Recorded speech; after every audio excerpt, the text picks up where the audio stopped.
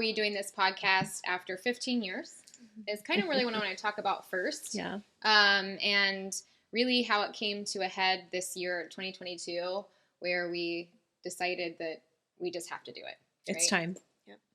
Okay.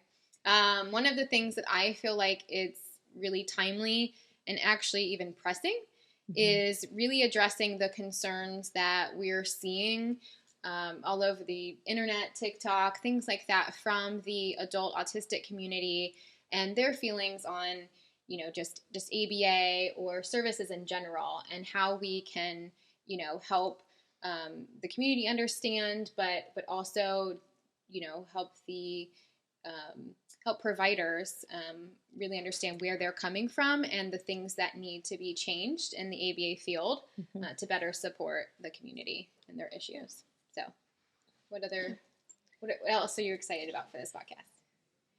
I mean, just going off of what you just said, just seeing a lot of people on forums and asking questions about, I know this is what we need to do. I know we need to work on social skills in a different way. I know that we need to target things differently, but how? And I think all these years we've had the how. But I think now's the time that we can really get in there. Yeah. I think a lot of people in the field have felt this way for a long time too. And it's being talked about now. How do you teach social skills? How do you teach social emotional skills? That's what I was seeking when I found the Hope Source. So that's what I'm excited about, is just talking about what I learned and the impact that I've seen it make. Yeah, I think as a speech pathologist in the field of ABA too, I'm excited to discuss just the benefits of having an interdisciplinary team and how that creates more of a whole child treatment for the individuals that we work with. Yeah. And I think talking about teaching versus training is huge at the Hope Source, at least. And I think a lot of people are trying to figure out, how can we do this without training? Yeah, I think that we've been doing this for 15 years, and I think it's, providers, whether you call them competitors or not, I think that for the benefit of, of people with autism and that kind of thing, that we just need to kind of put that aside and start thinking about how we can work together to just improve the field overall. Yeah. And make our, practices, our evidence-based practices and that kind of thing, we're best practices and maybe just flip it on its head, honestly. 100%. I agree with that. So, what is I guess to start is what, how did we get here? Or what got you here? I mean, whether to this podcast or to this place in your career, Well, you found me. I was a teacher with an ABA. Well, I was actually an ABA therapist with a teaching background in my master's. And I thought it was just a cool concept with the, having an academic side and the therapy side. But to be honest with you, Julie, I didn't believe it for a long time. I was like, this is just weird. But then once I started seeing the impact that it had on the kids, I was sold. That's for me too. I found you through a child that I was providing services for in his home. And he started attending the Hope Source. And at that time, there were just ABA centers all over the place. So I didn't really think much of it. But over the course of, I want to say 3 months, I really saw such a significant change. And what I didn't know then, just in him, what I didn't know then that I know now is that it was because he was learning dynamic skills. And I really sought to learn more about how you were doing that. How did what you were doing, how is that different? Because I saw him at other centers as well. And so that got me in the door. Yeah.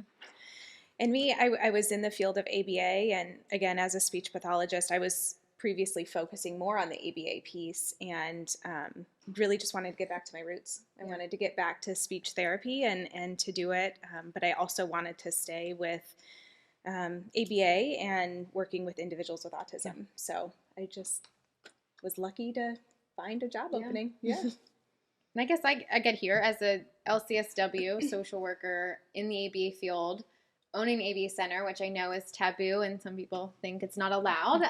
But I think that is what really drove, our philosophy and that kind of thing, is to be able to integrate the different theories of behavior and principles of ABA with other psychological practices and integrating them for best practice. But I think just naturally I'm going to take just a different approach. And so it was just more natural to me as a social worker to do something a little bit different, because it wasn't really my temperament to do, DTT or VB, which is okay. It just wasn't my thing. So I really sought, because I'm kind of a research nerd like that, but I really sought to what else is emerging, what else is out there that that fits more with what I was learning in social work and what I was learning in ABA, and just kind of the integration of both of those things. So naturally that lend itself to be a more what's the word, mentalism, they say in ABA. And so getting BCBAs and other people from other places, it's been very challenging. Now we have an amazing group of clinicians that are seeking what we have that's different, what's missing. But what we're seeing all over the internet is what ABA providers are asking for help, asking for, what do I do? This isn't making sense, or something's missing, or I'm hearing all of these negative things.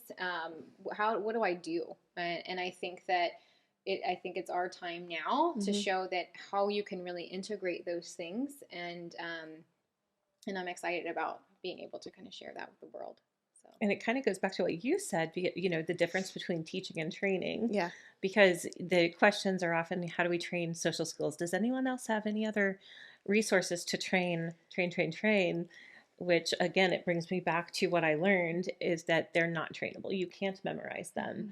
And, that's what we do. Right. Yeah. So, yeah. Right. And not training to make anybody look like a certain type of person. Right. It's just letting them be themselves, but being successful. Giving them the tools to failing.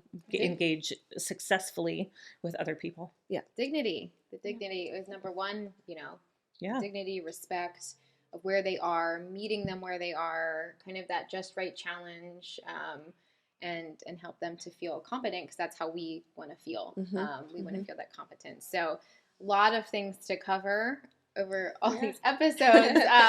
It's going to be a lot of episodes, but I'm really, really excited, to be able to do that.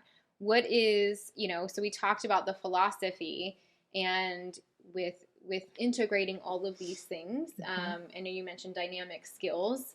What kind of about that that you're drawn to the most? There's a lot. So, about teaching dynamic skills specifically, I think the thing I'm most passionate about is helping others learn how to do what I've learned how to do, and teaching people the difference between memorization and repetition, and how to use the principles of ABA to increase dynamic skills through your model.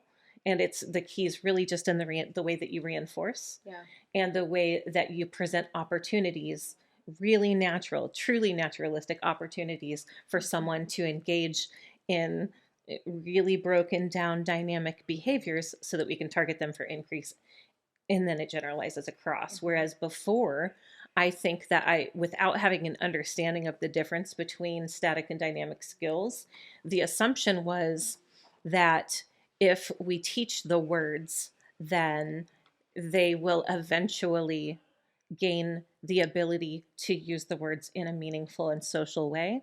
And I wasn't necessarily seeing that happen across the board, or even with the majority of clients. And I think that what I'm most passionate about is you kind of building your treatment plans around the basic or main diagnosis in the DSM-5. So it's like not just verbal skills, but communication, and truly the difference between those two.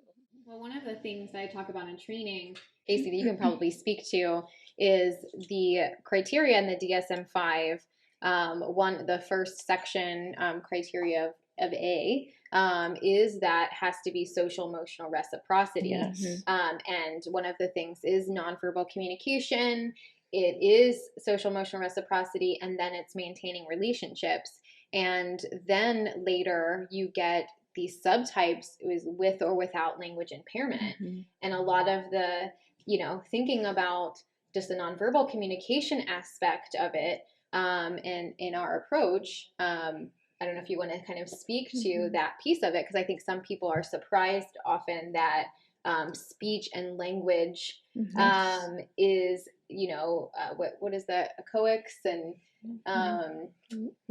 yes, taps, those interverbals, yes, all things of that. like that. Like we have to get that this speech aspect of it, which is really critical. But it's not actually it's a co-occurring thing, but not necessarily part of the actual diagnosis. Yeah, and I think that's what I love about the Hope Source too is because of the interdisciplinary approach that we can take, all those different disciplines that we have on our clinical team, our scope of practice overlaps a ton. So really being able to have this team of people who respect and appreciate each other, and being able to recognize what part of the deficits of this specific client can I work on that nobody else can, so that we're not walking on each other's toes or any of that, but we're able to really focus on that. So our speech therapists, they can focus on that piece. If there is someone with a deficit of maybe they are limited verbal communicators, and they can come up with different communication modalities, or getting them to be able to communicate. But our BCBAs are then focusing on some of those other pieces that also affect communication, but it's not the actual form. It's not how they're communicating. It's everything else. And why do you think that, the ABA, BCBAs, ABA community are just so afraid of the social emotional goals? It's when very you think about the VD map and the, you always would say with the pretend play and, all of that, everybody struggled to, how do we do this? Because I know that you kind of asked in general, because you can't program it, you can't train it. And then if that's how you were taught, and you don't have a Julie or someone teaching you a different way, then you just continue to try different variations of what you've already learned how to do. But those skills aren't developed that way. Right. So I didn't have, the background that you have in childhood development and social work. So I just kept pushing the button kind of, and it just wasn't working. And now I know why.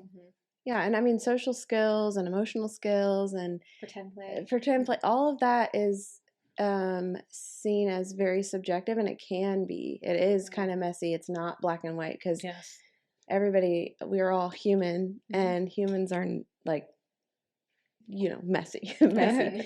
So it's not easy to teach those skills, and not all of it can be observable, and that's where the vibe. That's where people get really kind of caught up, because some of it is between the two that it happens, and relationship. Relationship piece, that trust piece, that's key, and kind of increasing the quality of life.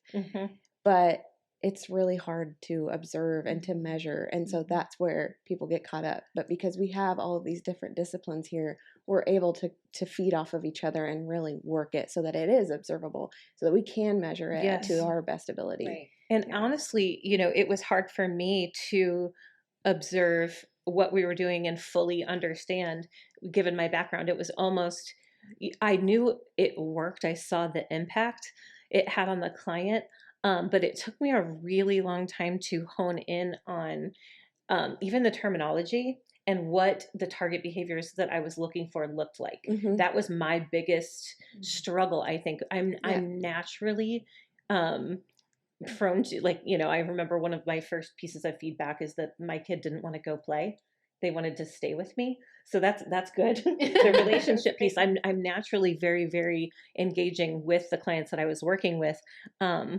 But I didn't always know, and it wasn't always extremely deliberate with what I was doing at the beginning. It took me a really long time to learn how to be deliberate and meaningful with what I was reinforcing. So I was able to bring my knowledge of behavior analysis into, okay, now that I know my target behavior and how to build on that, I know how to reinforce very specifically for social skills that I'm teaching. And go ahead. I was just going to say, going off of what you said, talking about some of that, I'm really excited for a future episode with the BCBAs to really talk about how those different pieces that are a little bit misunderstood in the field of ABA or have been in the past, how they really can be connected to the principles of ABA and to the science. So they're not taboo, but just how we're able to measure those and take a very scientific approach to it still.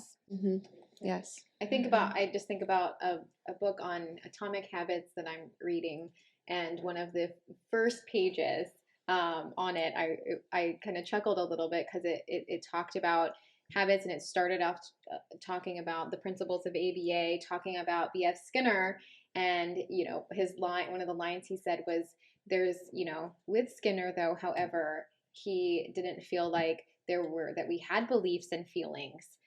So that's where a lot of the other psychologists came in and said, actually we do have beliefs and feelings. And so that's, was one thing that I wanted to integrate those things really well. And that the Hope Source really fundamentally, that's what the mission is about, is about beliefs and feelings. And you can use ABA and incorporate their beliefs and feelings, because that is best practice, that is humane. And I think that is how do you do that in a objective way, to get your data, so to speak, but remaining present, remaining, with their dignity and, all of those things, intact and strong. I was going to comment on something you said, but it goes along with that too, is one thing that we've really been working hard on is defining those behaviors, pinpointing them, those desired behaviors, and making sure that whoever is looking for that, whether it be the RBT, whether it be the BCBA, they can actually see it. I think at first, when we all first came on, it was like, oh, this is hard to see. And as time has gone on, we've worked really hard together to make sure that is extremely observable, or as observable as possible. And consistent. Yes. People, But then the other piece to that is the reinforcement. And we can't get too deep into that today. We can talk hours about that, but we're not training, because we're not saying engage with me and then go not engage with me on your iPad. Right. And I think that's the difference, is we're trying to build that trust, build that relationship, and that's what ends up being reinforcing. And that intrinsic motivation. There you go. I mean, if you build it. We are the reinforcement. Yes. And not just because of our praise and not because of our claps, or anything like that. It's our emotional connection. Yes. Which is and then how connection is not, it's not objective. And what specific types of skills then build that intrinsic motivation for the client to want to do it again, to social again, and with other people, and to feel safe about it. Yes. And I think that's going back to safety. We always talk about dignity, but the safety, because those things, relationships are scary for all of us, let alone for somebody who struggles or had failure, or have been in really terrible situations, where trauma has been caused by relationships. So building that trust, we don't necessarily deserve that trust right on the outset. And with compliance-based training, we want to make sure that not doing that, so that it isn't a forced trust, because that ends up inadvertently having the opposite effect. Because I don't want my clients to have to come in and their special person is out today, so here you must engage and do these things with this whole new person, this stranger you don't know, and and that being that is not how you necessarily build that trust that the relationships can be safe, that even if I fail or I make a mistake, I'm going to learn how to repair that. And that's kind of a big, a big piece at the heart of what we're doing, and what we want to talk about and share with the world. And then how that's learned by the clients is through your model. Yeah. That the person they're working with, it's, we all fail. And just owning that, being really real about it, and thinking aloud, talking about it. Yeah. Oh, we can do this instead. It's how to overcome the obstacles, not about the obstacle itself. Right. Yeah. I think another thing that I really am proud of and I love about our philosophy and our approach is just the connection we have with parents and how important that was. I mean, I know you could speak to, it's kind of where we started, where the Hope Source started was with parent training. And so we've continued that, the importance of that. And I think it just is huge. Yeah, I think 15 years ago when the Hope Source started, and as a social, what I had found is that, if you don't know my story, but I went into, to counsel families that had children with autism or that were impacted by autism in some way. And, because at that time, all those years ago, there wasn't a lot of social media support, and there wasn't as many providers as there was before, but a lot of the focus was on the client, and how to shape their behavior and have them do these things, but the family was not only drowning, but they also they weren't enjoying their children, and that wasn't the focus. The relationship between parent and child wasn't the focus. It was skill acquisition for the client, which is a good thing, but it doesn't mean that is going to translate to how is this dynamic that have created from just special needs. And special needs families will tell you how that changes the dynamic of a family unit and a household and siblings and those types of things. So that's what I wanted to do. And I think that, we have done so much over the last 15 years. And, our goal, this year, but the last 2 years with, some of the new ventures we've had is getting back to that family focus and that parent based, approach, so that we can share that. And hopefully parents will also learn from this podcast too, on how to do that and how to seek those types of services to support them. And it's okay for them to get help, to get support, for their own mental health and that kind of thing. Yeah. So I'm hoping this reaches so many different people, and and they can see all the cool things we're doing. Yeah. Yeah, I think going off of building that trust and connecting with families and teaching all of that more about working through things together, using other people to get through life with each other, because of the skills that we're teaching and the way we're teaching the skills and the way we're reinforcing. We don't have a generalization problem. We don't have to program generalization. It just kind of happens. And that's one of my favorite things, actually. Absolutely. It just naturally carries over. Yeah. Yep. And I think thinking about of the mental health, and the buzzword right now is trauma informed. Yes. We use that too, and everyone's schools are using it. Really, you see it everywhere. And what does it even mean? And I think I'm going to have a whole episode on that, because a lot of people say that, and it's not just being sensitive to that people are, have been traumatized or are traumatized, I guess, but it's really just, a way, it's a philosophy, and it really has always been our philosophy. Yes. And really understanding all of the things that come before. So when we think about antecedents, and behavior. So when we think about antecedent behavior consequence, we're looking at those things, but what is the antecedent to the antecedent? And I know that's one of the things that you talk about a lot too, is we have these, the behavior of anger or aggression or anxiety or whatever that outward behavior is, what is underneath, and why we may see something